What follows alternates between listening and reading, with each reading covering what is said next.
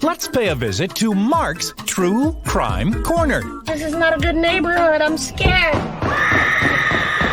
Now, here's your host, Mark Thompson.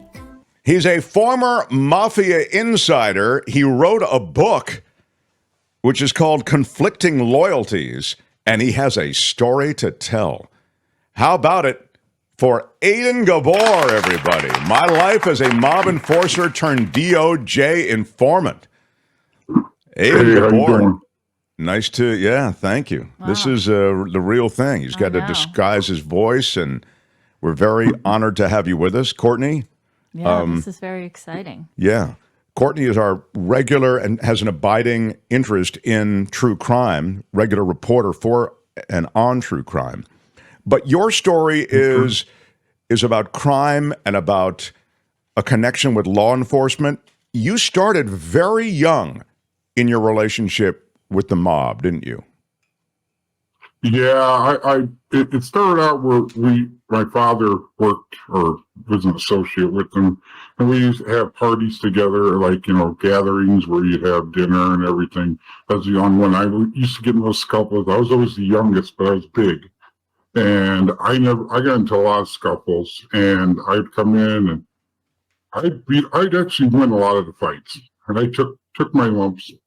And it got to the point where I guess you can call him my mentor, and he's like, hey, can you do me a favor? Just drop this package off. It just started me just taking things places, picking up things, bringing them back. I was like 10, 11, right around there, going out there, doing things. And then eventually I worked my way up to, when I was 16, I was I was enforcing with them, collecting.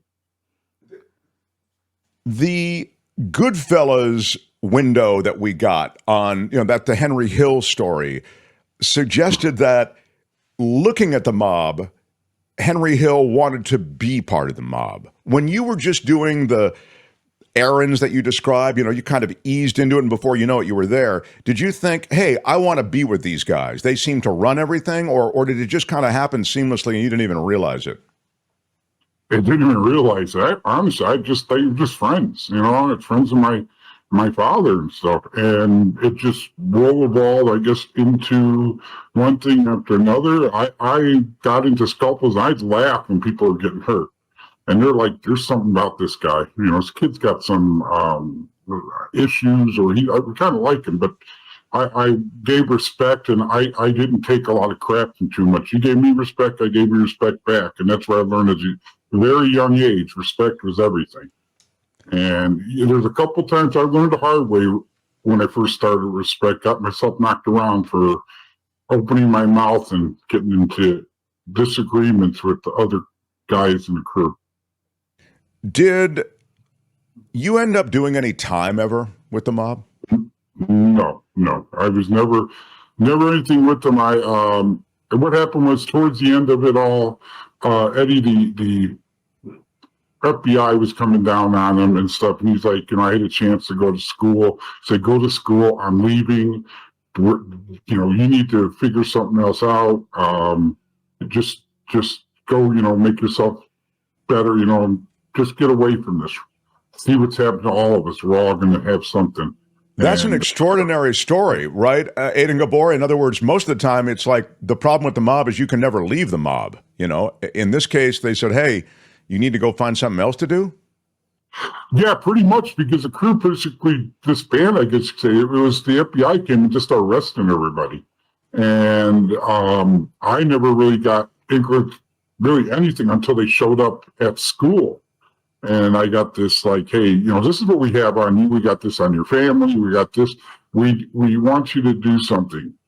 And they told me they wanted me to, the area I came from had a lot of law enforcement and politicians that were, I guess you could say, getting money or, from everybody. And they wanted somebody that they figured they could trust to get in and just get information on. So there were dirty politicians and dirty public officials, and they were looking for you to get that information. Yeah, they kind of said, we need to do a couple things. We're going to look at, anything to do. The first one asked me to go to the department, get on. First of all, they said, get yourself out of school. Party yourself out of school. Like you just you couldn't do it. And yeah, I did. I pissed my dad off pretty good. But, I went the first place. The guy was, I met him one time before, but he's a guy that wanted to be, I guess, part of the machine, and he was a cog, and he wanted to show like he was doing hits as an officer. And after several months, I kind of talked. He realized who I was, and he kind of started talking to me, kind of hit it off, and then he started just talking all about the shit he did. Wow. Yeah. Wow. Anything, Courtney? No, I mean, I was reading and listening to conversations that Aiden had about this, and it's absolutely incredible. Yeah. I mean, when you don't even have to pull it out of somebody. Oh, I know. Yeah. When this person is moonlighting as a hitman, it's a cop. He's a cop. He was moonlighting. Yeah.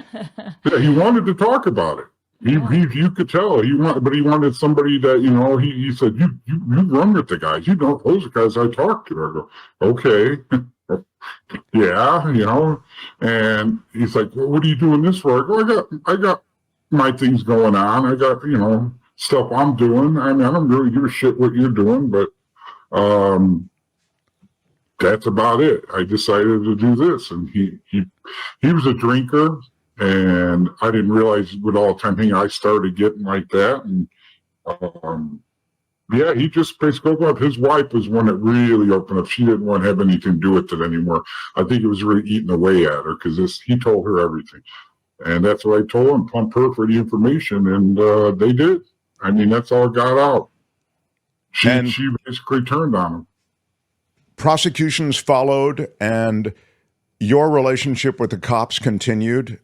Tell me about, you had kind of an awakening, and you sort of, your arc of work with the mafia ran its course, and your life also became sort of transformed.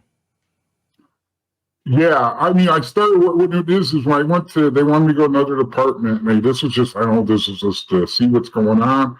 It happened to be where I grew up. And the people are talking about, yeah, I saw that they had money. I used to see them hanging around at the shop and doing things. And I talked to them, and they're like, yeah, they showed me their badges, and I just kind of, I was a kid. And then when I got in there, I talked to get in there. I said, you're going to follow the line? You toe the line? Yes, sir. And yeah, I got in there and started seeing, I did that, but then after a while, I realized these guys are supposed to be protecting people. Man, they're not doing anything right. They're pretty much like worse than we were, because they were dealing with the gangs and the drugs and the shit like that. And when I was under, you're saying that, but let me just be clear about what you're saying. You're saying they're shaking down some of these same gangs and drug runners that you guys used to deal with. This is law enforcement you're talking about? Yeah, we didn't deal with it. Our thing was we stay away from the drug. We were told we don't do drugs. We do other things. We did the numbers, the car. Let the gangs deal with their. I'm not going to say the word exactly used, but right. Let the gangs deal with their neighborhoods. Let them do the drugs and we'll get money off it, but we're not gonna sell it. We're not gonna really. Sure, we're going to keep it out of our neighborhoods, is the kind of how the way they were putting it, keeping out of the areas that we kind of run. And these guys were actually with the gangs, like working with the gangs, getting money from the gangs, give them information. They take down another gang, keep half the O, and give it back to them. Yeah, I mean, nothing in the neighborhood where I grew up, that's nothing new. I mean, that was like, okay, that's old news. They just want somebody that would be in there just to get information of who was doing it. And I had conflicting. I started doing it after a while. When you get in law enforcement, I don't know if there's a thing called the blue line. And when you get in there, you protect your brothers. Just like when I was with the crew, we protected each other. We may have had the little things against each other. We may have disagreements, but we still stuck there as a family. So almost in law enforcement, you get that too, and you feel bad. So I was drinking and I started getting really bad drinking. I was realizing what these guys were doing, taking these guys down. And I got to the point that I would see like hallucinations of like the flaming sword coming at me with, St. Michael and all that. And I would take a 3 to 7. I probably did it several hundred times and put a magnum round in there and spin it and pull the trigger and put it in my mouth. Wow.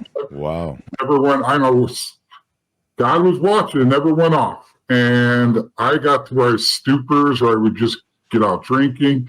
And eventually, my buddy Don, he got me out of it, got me straightened up a little bit more. And after everything was going down, and yeah, it was tough for a while, but then I realized I was doing something good. These guys were not good guys. So, I mean, I guess you could say you get a rat and throw it with the rest of the rats is basically, I think, how they looked at it.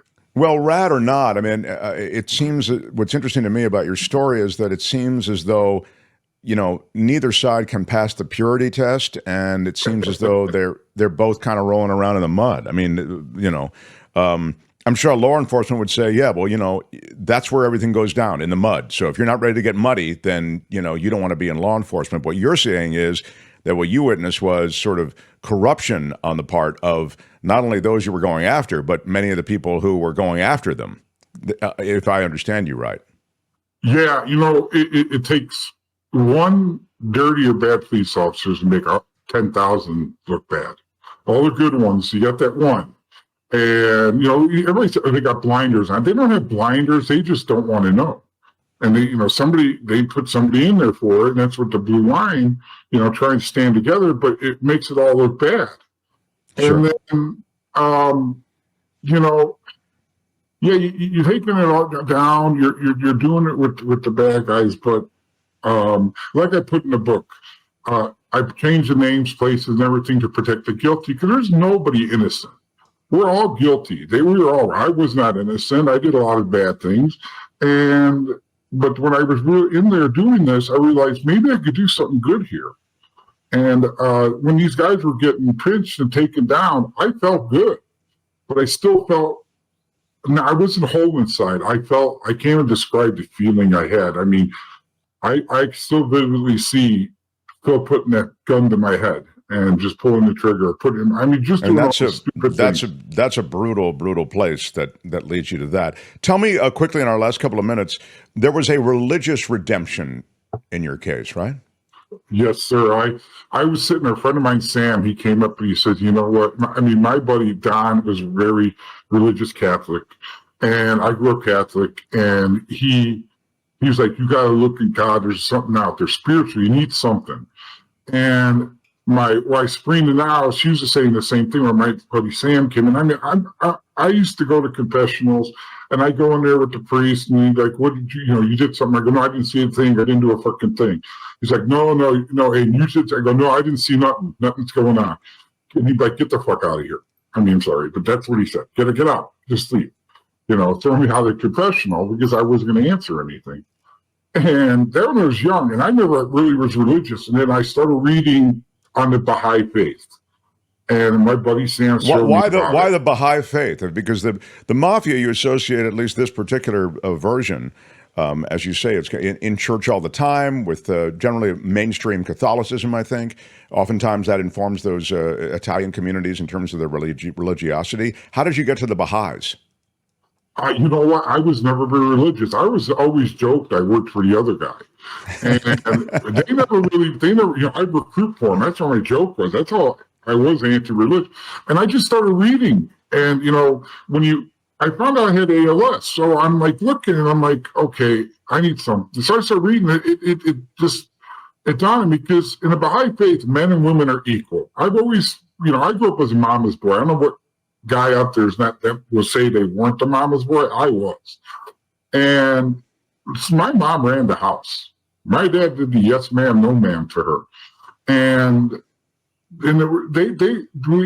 everybody's equal. And then everybody's equal. And I'm thinking, you're right. We're all equal. We all bleed red. I hope so. And we just need to get along, to get together and make the world better. I figure I can make the world better, but something inside of me just like, wow, I relate to this. This is awesome.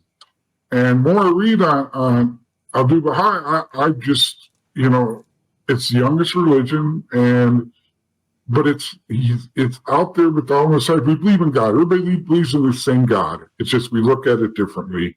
And there's messiahs from all over. And I've been reading it. I do classes a couple nights a week. We watch it. And my wife's Catholic. She worked with me through these classes together. And she did it. She wasn't going to convert. And she's still Catholic and or Protestant. But we still do everything together. But it just gave me an aha moment, just reading and realizing this is something I need. You met your wife after the aha moment, or did you meet her during your time with the mob, or when did you meet your wife?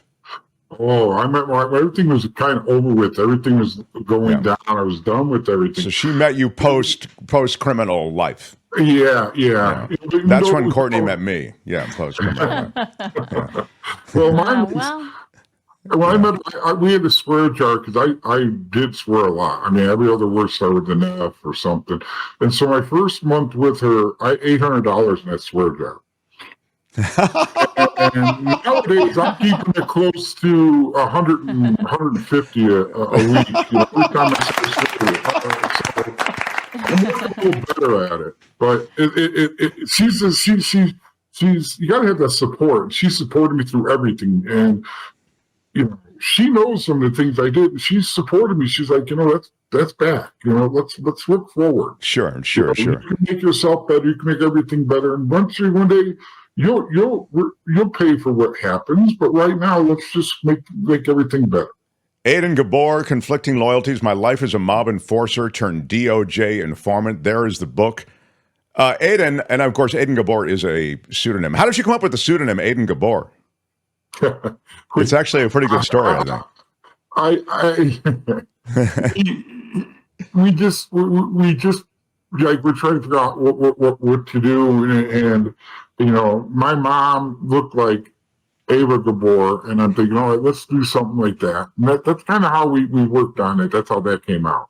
Yeah, I love that. It's like Ava Gabor, Aiden Gabor. His mom looked like It's not bad. the Gabors. Yeah. And my very last question: Joe Box and Little Anthony. We have a drop on our show, Joe Box and Little Anthony. It's when they were booking a bunch of these mobsters in New Jersey or New York, I think. Joe Fish, Sal the Shoemaker, Yes. Joe Box, and Little Anthony. So we use that drop a lot, Aiden. And my question is, do those mob nicknames exist Joe like Box that? and Little Anthony. Yeah, do you have those? Like when you go in there, it's like, yeah, that's Joe Box. Go talk to Joe Box about that. Yeah, I had a couple of them, but more that one that stuck was they called me Sandwich, and I hated that name. Wow. Yeah, but so the nicknames do exist though, even though you didn't like yours. Yeah, everybody had a little something. We had one guy and we called Nicky, and I always thought, why is Nicky? I mean, okay. And they're like, well, Silent Night, Nick Gillis, and you don't really want to talk to him. I see. Silent Night. Oh, that's wow. That was an explanation to me, and it took a while when I was younger to figure out what that meant. Yeah.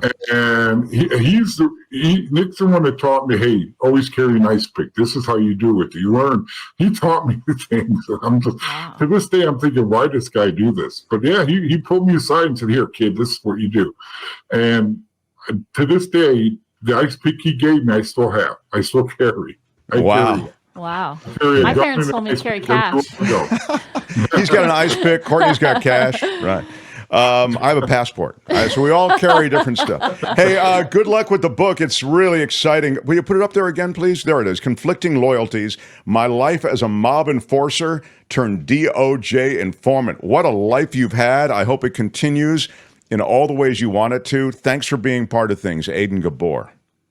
Thank you so much, Mark. I love being on. It was an honor to be on with you, sir. Oh, thank you, pal. Aiden Gabor, everybody. That's True Crime Corner for today. True Crime Corner, only on the Mark Thompson Show. Hi, it's Mark, and I thought that was great. Hit the notification bell. You'll know whenever there's a new video being dropped. And please subscribe to our channel to help us save the universe.